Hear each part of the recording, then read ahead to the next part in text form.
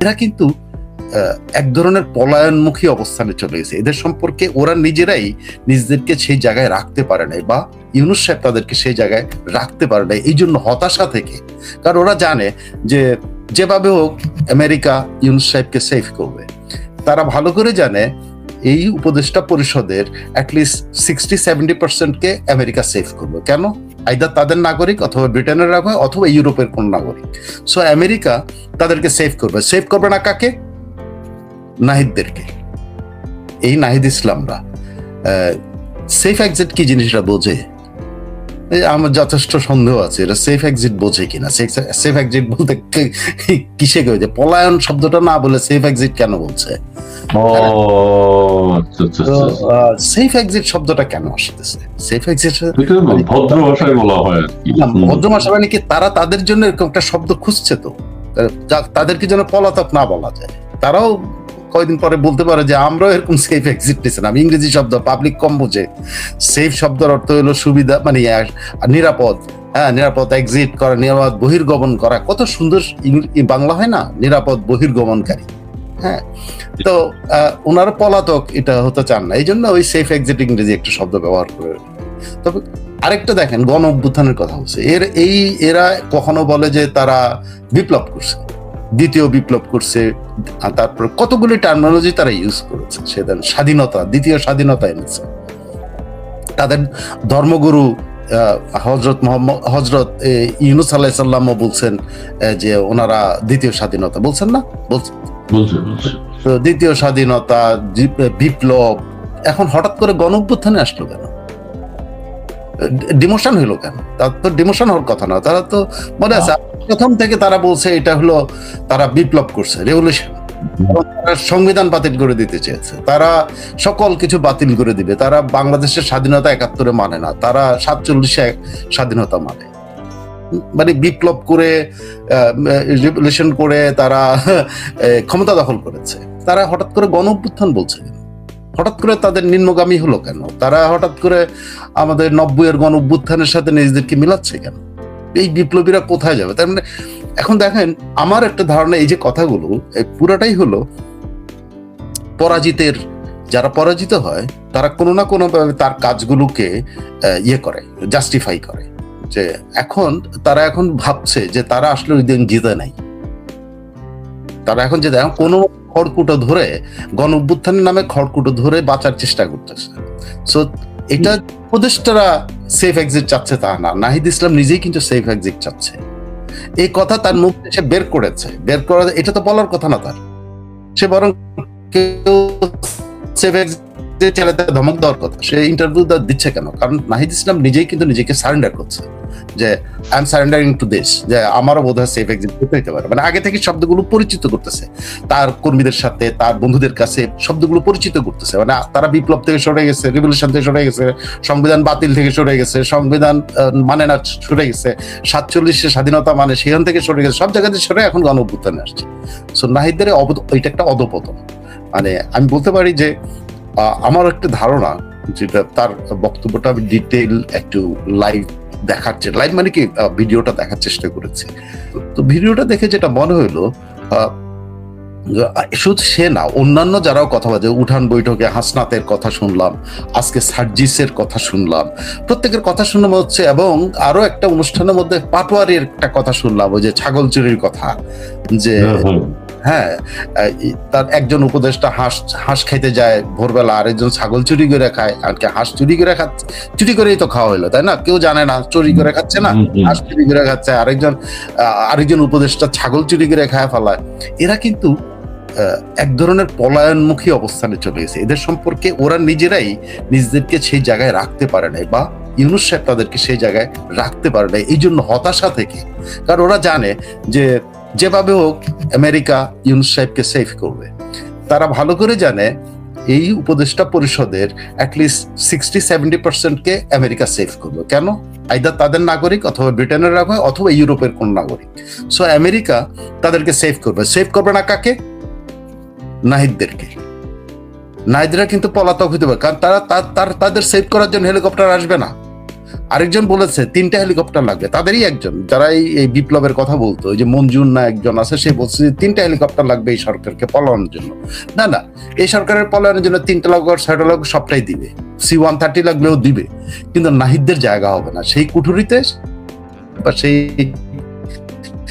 হেলিকপ্টারের বাক্স বলেন আর জাহাজের বাক্স, জায়গা হবে না। আচ্ছা, আমি এখন আপনাকে একটা কথা বলবেন, এমনি এই অতীতের চেয়ে মানে গত 5-6 মাস আগের চেয়ে উপদেষ্টাদের সাথে কি এনসিপির নেতাদের সমন্বয়কদের একটা ডিস্টেন্স তৈরি হয়েছে কিনা, আপনার কাছে কি মনে হয়? এইটা কিন্তু অনেকদিন আগে থেকে ওদের ডিস্টেন্স, ওরা কিন্তু পরপরই বিভিন্ন সময় বলে আসতেছে তাদের মিটিং এর মধ্যে তাদের সাথে উপদেষ্টাদের মত পার্থক্য হচ্ছিল প্রথম থেকেই। কিন্তু আপনি নিশ্চয়ই মাহফুজ একবার যায় এসে বলছিল যে মাহফুজকে সেভ করার জন্য এই যে আসিফ মাহমুদ সজীব একদিন বলছিল যে এই প্রস্তাবগুলো তো কি একটা ইস্যুতে মাহফুজকে দায়ী করা হচ্ছিল, তখন কিন্তু মাহফুজের সমর্থন হিসেবে মাহফুজই এটা ওইখানে এই প্রস্তাব করেছিল, অন্যরা এটাতে ইয়ে করে না, কোন একটা ইস্যুজ, আপনি খুব বড় ইস্যু, কিন্তু সেই ইস্যুজে মাহফুজকে বাইরে যখন দায়ী করা হলো তখন সজীব এবং নাহিদ ইসলাম যে ওইখানে মাহফুজই কিন্তু এই কথাটা বলেছিল। এটা কি যেন আমার মনে হয় সংবিধানের কোন একটা বিষয় বা কিছু একটা ব্যাপারে ক্যাবিনেটের মধ্যে মানে উপদেষ্টা পরিষদে আলোচনা হচ্ছিল, ওখানে কিন্তু মাহফুজ এই প্রস্তাবটা দিয়েছিল সংবিধানের সংশোধনের কিছু একটা, হ্যাঁ, কিন্তু সেখানে কিন্তু দায়ী করা হচ্ছিল কিন্তু একে, অন্যরা কিন্তু ওখানে তখন থেকে জাকিয়ে বসছে। হয়েছে কি, এখন তো পরিষ্কার হচ্ছে যে আন্দোলন করছে হলো ধরেন ছাত্ররা, আন্দোলন যদি বলেন যে মহিলারা করছেন, শিশুরা আন্দোলন করেছে, এখন কেউ কিন্তু উপদেষ্টা পরিষদে ওইভাবে জায়গা পায়নি। আপনার ওদের কথাবার্তার মধ্যে আপনি যদি দেখেন, তারা এখন বলছে তারা জাতীয় সরকারের কথা বলেছিল, কিন্তু বিএনপি থেকে মির্জা ফখরুল ইসলাম বলছেন না, এরকম কোনো কথা তারা শোনেন নাই, ইভেন মাহমুদুর রহমান মান্না জাতীয় সরকারের কথা শুনে নাই। সো তারা নাহিদ বারবার বলতেছে, এখন এসে বলছে যে আমরা তো জাতীয় সরকারের কথা বলেছিলাম, আমরা যে এবং আমরা ওখানে যুক্ত হতে হয়েছে, কারণ আমরা ছাড়া এই সরকার যে কোনো সময় এই সরকার প্রথম আরো বলেছে 5-6 মাসের মধ্যে এই সরকার অন্য একটা পাল্টা অভ্যুত্থানের মাধ্যমে ফেলায় দেওয়ার চেষ্টা হচ্ছিল, এখনো চলছে। তো সেই সময় আমরা যদি সংযুক্ত না হতাম তাহলে এটা না, আমরা বলির পাঠা হয়েছি। আর আরেকটা সার্জিস আজকে বলছে যে আন্দোলন করলাম আমরা, আর উপদেষ্টা হলো এনজিও নেতারা। দেখেন খুব একটার সাথে একটার কিন্তু মিলে যায়, যে তাদের মধ্যে যে হতাশা কাজ করছে, সে হতাশাতেই নাহিদ এইসব কথাবার্তা বলছে। আচ্ছা, আরেকটি বিষয় হচ্ছে যে বিষয়টি জানতে চাই যে এই যে নাহিদ ইসলাম আরেকটি কথা বলেছে, রাজনৈতিক দলগুলোর সাথে উপদেষ্টাদের আঁতাত হয়ে গেছে, এই বিষয়টি আপনি একটু যে রাজনৈতিক দলগুলো আগে যে কথা বলেছিল আমাদেরকে, সেই কথায় তারা এখন আর নেই, তাদেরকে বিশ্বাস করাটাও ঠিক হয়নি। না, সেটা বলছে যে এটাও বলছে যে তাদেরকে বিশ্বাস করা ঠিক হয়নি, তাদের বুঝতে পেরে তো কোনো লাভ নাই। কিন্তু কথা হচ্ছে যে রাজনৈতিক দলগুলোর সাথে কোন উপদেষ্টাদের যে খাতির হয়েছে, এটা খাতির তো ব্যাপার না, ওরা তো আগে থেকে রাজনৈতিক দলগুলো, বিএনপিরই তো ধরেন 10টা উপদেষ্টা আছে বিএনপি সমর্থিত, তো তখনই তো ভাগাভাগিটা হয়েছে। নাহিদ ইসলামরা তখন বোঝে নাই কেন? জামাতের থেকে হয়েছে, হেফাজত ইসলাম থেকে হয়েছে, বিএনপির সমর্থনে হয়েছে, ইউনূস সাহেবের পারিবারিক ইয়ে থেকে হয়েছে, ইউনূস সাহেবের গ্রামীণ থেকে হয়েছে, তখনই তো এইসব কোটাগুলি হয়েছে। তারা দেখেছেন না, তারা দেখেছে। এখন এটা বলে লাভ নাই, এই সমঝোতা তো আগে থেকেই, যে ওই উপদেষ্টারা বিএনপিকে ক্ষমতায় এনে দিয়ে তারা চলে যাবে। এখন চলে গেলে বাংলাদেশে আসলে তারা থাকতে পারবে কিনা সেটা নিয়ে এখন নাহিদরা একটু থ্রেট করছে। আসলে বিষয়টা হলো নাহিদ এদেরকে একটু ধমক টমক দেওয়ার চেষ্টা, কিন্তু ওরা কি তা শুনবে ভাই? কারণ হলো আপনি সালেউদ্দিন সাহেব, সে একটা নাম বলি, সালেউদ্দিন সাহেব, বিএনপি ক্ষমতা আসলে সালেউদ্দিন সাহেবকে টাচ করতে পারবে এরকম কোন ইয়ে আছে? কোন ছাত্র নেতা কেউ আছে? উনি বিএনপির সময়, ওই বিএনপির ক্ষমতার সময় বাংলাদেশ ব্যাংকের গভর্নর। আমি জাস্ট নাম, আপনি জাস্ট ইয়ের কথাই বলেন, আমাদের যে পরিকল্পনা উপদেষ্টা যে ডক্টর ওয়াহিদুদ্দিন মাহমুদ, তাকে বিএনপি থাকা অবস্থায় ওনাকে কেউ টাচ করবে? সো বিএনপির সাথে ওনাদের সমঝোতার কোনো ব্যাপার নাই, কিন্তু ওনারা আগে থেকে বিএনপির লোক, বিএনপি তাদেরকে পাঠিয়েছে এই জায়গাতে, তাদের অনুসারী, তাদের প্রতিনিধি হিসেবে। সেখানে প্রতিনিধিরা তো সমঝোতা থাকবেই, তাদের স্বাভাবিক ব্যাপার, এবং তাদেরকে সেভ করবে যদি কোন রকম অঘটন ঘটে। বিএনপি তো তাদেরকে বুকের ভিতরে আগলায় ধরবে, কারণ বিএনপির স্বার্থ তারা দেখেছে।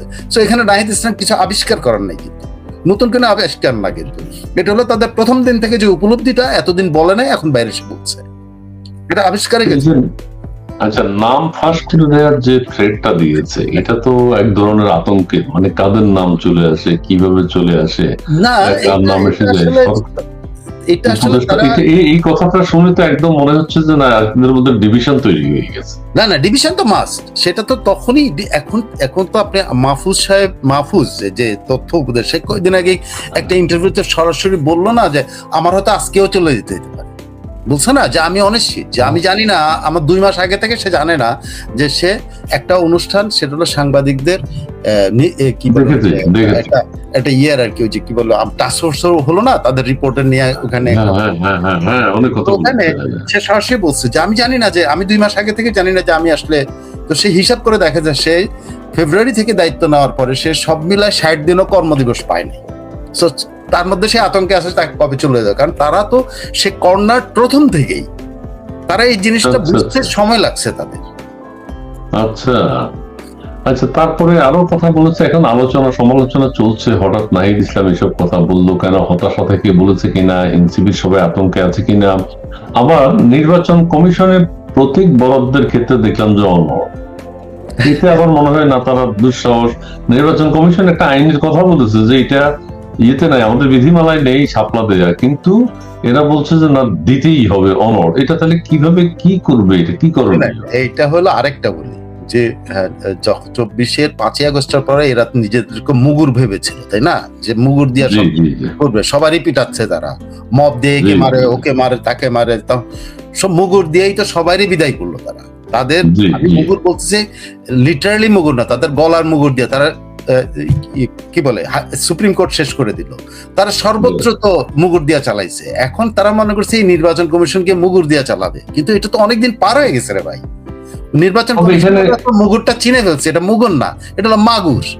হ্যাঁ, আর ওরা এটা মুগুর মনে করে, মাগুর মনে করে। তো ওরা যতই নিজেদেরকে মুগুর ভাবুক, এটা তো এখন নির্বাচন কমিশনরা মনে করে না, মনে হয়েছে এটা মাগুর, এগুলা একটু লাফালাফি করতেছে, এগুলার এখন ছাই দিয়া ধরতে হবে, এখন ওরা ছাই দিয়া ধরতেছে, সিম্পল ভাই। আচ্ছা আচ্ছা, এখন নির্বাচন কমিশন 50টা প্রতীক দিয়েছে, যেহেতু এটা বিধানে নেই, 50টার মধ্যে একটাও তাদের পছন্দ হচ্ছে না। হেলিকপ্টার আছে, অনেক কিছুই তো আছে, বহু আছে, মূলা আছে, বেগুন আছে। এখন মূলা এবং বেগুনের প্রতি তাদের এত অনাস্থা কেন, অনীহা কেন, আমি তো বুঝি না। এখন তো মাগুর মাছ দিয়ে তো মূলা রান্না করলে খুব স্বাদ হয় না? হ্যাঁ, বেগুনের যে ডিমান্ড, বেগুন সমস্ত তরকারির সাথে সারা বছর বেগুনের উৎপাদন হয়, বেগুন ভালো লাগে, এবং রমজান মাসে বেগুনের দাম থাকে আকাশচুম্বী, বেগুন হয়ে যায় ভিভিআইপি। সেই ক্ষেত্রে তারা বেগুন নিয়ে তাচ্ছিল্য করলো, এটা কিন্তু অনেকে সহজভাবে নেয়। বৃষ্টির সময় কিন্তু বেগুন ভিভিআইপি হয়ে গেছিল, সবার দাম বেশি বেগুনের, ভিভিআইপি। তাছাড়া হ্যাঁ, ওই যে ইয়ের কথা, কাপ প্লেটের কথা, কাপ পিরিচের কথা বললো, এটা তাচ্ছিল্যের সুরে বলছে, এটা অনেকে ভালোভাবে নেয়নি। এই কাপ পিরিচ ছাড়া বললাম যে মুগুরকে যখন মাগুর ভাবে তখন তাচ্ছিল্য করবে না তো কি করবে? এই নির্বাচন কমিশন জানে যে দাঁত নাই, এগুলো বাচ্চাদের দাঁত উঠে নাই, এগুলো এখনো মায়ের দুধও খায়, এগুলা দিয়ে তারা এগুলা কামড়াইতে পারবে, এটা নির্বাচন কমিশন বিশ্বাসই করে না, নির্বাচন পাত্তাই যায় না। ওরা যায় ওখানে, আপনি দেখেন আজকে একটা প্রেস কনফারেন্সে সার্জিস বলছে, ভাই এই নামগুলো কেন খালি বারবার আমাদের সামনে, মানে জার্নালিস্টরাও কিন্তু একসময় এদেরকে ভয় পেত, ঠিক আছে, সেই জার্নালিস্টরা এদেরকে এখন দুধ ভাত মনে করে, যা ইচ্ছা তাই বলে। এবং সার্জিস খুব হাসতে হাসতে বলছে, মানে করুণা প্রার্থনা করছে, ভাই এই নামগুলি কেন বলেন, এটা না বললে পারেন না? ওই যে এই মূলা, বেগুন, এগুলা বলা শুরু করছে, বুঝছে, ওরা তাচ্ছিল্যের শিকার হচ্ছে। আমার দুঃখ লাগে, এই ছেলেগুলি ছিল, ধরেন যদি আপনি সিরিয়াসলি জিনিসটা ধরেন, যে কোনো ভাবে হোক একটা অভ্যুত্থান, গণ অভ্যুত্থান টাইপের জিনিস হয়েছে, সেটা আমেরিকার টাকায় হোক আর যেমনি হোক, টাকা খায় করছে তো, তাই না? এই কাজটা করেছে যে ছেলেগুলো, সেই ছেলেগুলো এত নির্বিষ হয়ে গেল কেন? নির্বিষ হওয়ার কারণ কি জানেন? এরা ওই যে বিড়াল প্রথম রাতে মারে বলে না, কি যেন বলে, আপনার বলে না প্রথম রাতে মারতে হবে, এদেরকে প্রথম রাতেই, মানে 5ই আগস্টই আসলে সেনাবাহিনী প্রধান এদেরকে শেষ করে দিচ্ছে। শেষ তো কোথায় নিচ্ছে? তাদেরকে বঙ্গভবনে পৌঁছাবে। এটা কিন্তু ফরহাদ মজার একদম সঠিক কথা বলে, এদের টোটাল পাওয়ারটাকে তারা নিয়ে বঙ্গভবনে হাজির করে আসছে। বঙ্গভবনে যে তারা আত্মসমর্পণ করেছে, এই এই যে শপথ নিয়েছে, এটা ফরহাদ মজুমদার কিন্তু ঠিক বলে, এই শপথ নিয়ে কিন্তু তারা আত্মসমর্পণ করেছে। সেই আত্মসমর্পণের এখন দিচ্ছে, কি বলে যে পরিণতির দিকে যাচ্ছে। হ্যাঁ, এই সিম্পল, এটা আচ্ছা, এরা এদের শক্তি ওরা বুঝেই নাই, কারণ ওদের দিয়ে যারা কাজ করিয়েছে তারা তো তাদের ভিন্ন উদ্দেশ্যে কাজ করিয়েছে। এদের শক্তিমান দেখতে চাইনি, এদের অধপতনই তারা। প্রিয় দর্শক, আপনারা যারা যুক্ত হয়েছেন আপনাদেরকে অনেক ধন্যবাদ। আজকে আমাদের এই যে আমাদের বিশ্লেষক সাংবাদিক জনাব সাইফুল আমিন সাহেব আছেন, তিনি বিশ্লেষণ করছেন, তিনি একটু অন্যভাবে দেখছেন। এবং তবে আপনারা লাইভটি একটু শেয়ার করে দেবেন। আমরা আজকে 30 মিনিট শুধু কথা বলবো, সাইফুল ভাইয়ের আরো অনেক অনুষ্ঠান আছে, আমরা তারপরও তাকে এই মূল্যবান সময় নিয়ে আমাদের এই জন্য আপনার দর্শকরা নিশ্চয়ই এটা, আমি কিন্তু ফানি দেখতেছি, দর্শক একটু ফানি জিনিসই পছন্দ করে, দর্শক একটু বিনোদন চায়, ভালো কথাও শুনবে, তার পাশাপাশি মেসেজ পাবে, তার পাশাপাশি একটু যে হাস্যরস থাকে ভালো। তো এখানে আমি বিশিষ্ট ফরহাদ মজুমদার সাহেব যে কথাটা বলেছেন, ওনার কথা না শোনাতেই মনে হয় আজকে এই অধপতন। এটা কি পজিটিভ মনে হচ্ছে, এরকম মনে হচ্ছে? ওনার কথা শোনার ব্যাপার না। আপনি যদি আসলে এই পৃথিবীতে যে কোনো রেভলিউশনের হিস্ট্রি পড়েন, রেভলিউশনারিজরা যখনই অন্য কারো কাছে দায়িত্ব দিয়েছে তখনই তারা ফেল করেছে, কারণ তারা তাদের ক্ষমতা নিজের কাছে রাখে নাই। এটা কিন্তু একদম সহজ। আপনি যখন একটা প্রতিষ্ঠানের এডিটর, এখন যদি আপনি প্রতিষ্ঠানের এডিটর, আপনি হলেন ডিসিশন মেকিং বডি, ওকে, আপনি ডিসিশন নেবেন, আপনি আলটিমেটাম। কিন্তু আপনি যখন বলেন সাইফুল ভাই আপনি আমাকে এটা একটু করে দিন, তখন সাইফুলের কি ক্ষমতা থাকবে? সাইফুল ভাই তো সঙ্গে সঙ্গে ভাববে, ও আচ্ছা এই তো এটা বোঝে না, দেখি ওরা যদি আমি টাইট করতে পারি। এক পর্যায়ে সাইফুল ভাই ইসমাইলের ঘাড় মটকায়। That simple has happened. Revolution এইভাবে আমার ঘাড় মটকানোটা খুব সহজ হবে, আমার ঘাড় চিকন, গলাও চিকন, এদিকে আপনার সুবিধা হবে। আচ্ছা, এটা একটা আমি বলে রাখলাম, সুবিধা হবে, সুবিধা পাবেন। আচ্ছা, আপনি একটা গুরুত্বপূর্ণ কথা বলেছেন যে সেনাপ্রধান 5ই আগস্ট বা কি ওদেরকে বঙ্গভবনে নিয়ে গেছে, এটা আর একটু বিশ্লেষণ যদি একটু করেন। এটা হলো কি, আমি আপনাকে বলি, সেনাপ্রধান যে কাজটা করেছে, সেনাপ্রধানের অনেক দোষ থাকতে পারে, কিন্তু সেনাপ্রধান যেটা চেয়েছিল সেটা হলো, আমার কাছে যেটা মনে হয়, মানে পরিস্থিতি এতদিন পরেও যখন যে ব্যাখ্যাগুলো আসছে, সেটা হলো সেনাপ্রধান কখনোই চায় নাই যে অগণতান্ত্রিক কোন শক্তির কাছে ক্ষমতা চলে যায়। তিনি চেষ্টা করেছেন, যদিও তার সে ধরনের অনেক দোষ আছে, যে জামাতে ইসলামের সাথে প্রথম কথা বলছেন, ডাইকে আনছেন, সব আনছেন, কিন্তু উনি চেয়েছেন যে রাজনৈতিক নেতারা এটা হ্যান্ডেল করুক। উনি কোনোভাবেই চান নাই যে নাহিদ ইসলামরা এটা হ্যান্ডেল করুক, এটা চায় নাই বলেই তিনি নাহিদ ইসলামদের, উনি বলছেন একটা বক্তৃতার মধ্যে, আমি কোট করতে পারি তাকে, সে বলছে যে আমি ওদের সবচেয়ে প্রিয় ব্যক্তিটাকে ফোন করছিলাম, ওরা তাকে গুরু মানে, সেটা কে? আসিফ নজরুল। তিনি প্রথম থেকে ফোন করছেন আসিফ নজরুলকে, এদের সাথে উনি যোগাযোগ করেন না, উনি করছেন ওদের গুরুর সাথে। উনি এইভাবে বলছেন যে ওরা ওকে খুব মান্য করে, আমি ওনাকে ফোন করে ওদের সাথে কথা বলাচ্ছে, এবং আসিফ নজরুল চায় এদেরকে বিক্রি করে দিচ্ছে। বিক্রি মানে কি, আমি বলি বিক্রিটা এই অর্থে আমি বলবো, আসিফ নজরুল ভাবছে, তখন 3 জনের নাম, আমি আপনার একদম ক্যাটাগরিক্যাল, তখন 3 জনের নাম আসছে যে প্রধান উপদেষ্টা বা এরকম পদে কে যাইতে পারবে, কে আসলে এই টেম্পোরারিলি টেক ওভার করতে পারে। তখন 3টা নাম ছিল। একটা নাম ছিল হলো যে কি বলে ওটার নাম, ইকবাল করিম, আইকেবি বলে, যিনি ওই যে সাবেক সেনা কর্মকর্তাদের ওই যে থেকে, মিরপুর থেকে, তারপর ডিওএইচএস থেকে, উনি যিনি সাবেক সমর্থন দিয়েছিলেন। আইকেবির একটা আকাঙ্ক্ষা ছিল সেই হবে, এবং সেনাবাহিনীও কিন্তু ওই দিকেই যাচ্ছে। কিন্তু আসিফ নজরুল এখানে আয়সা ঢোকার পরে আসিফ নজরুল নিজেকে আবার এই পদের জন্য ভেবে রেখেছে।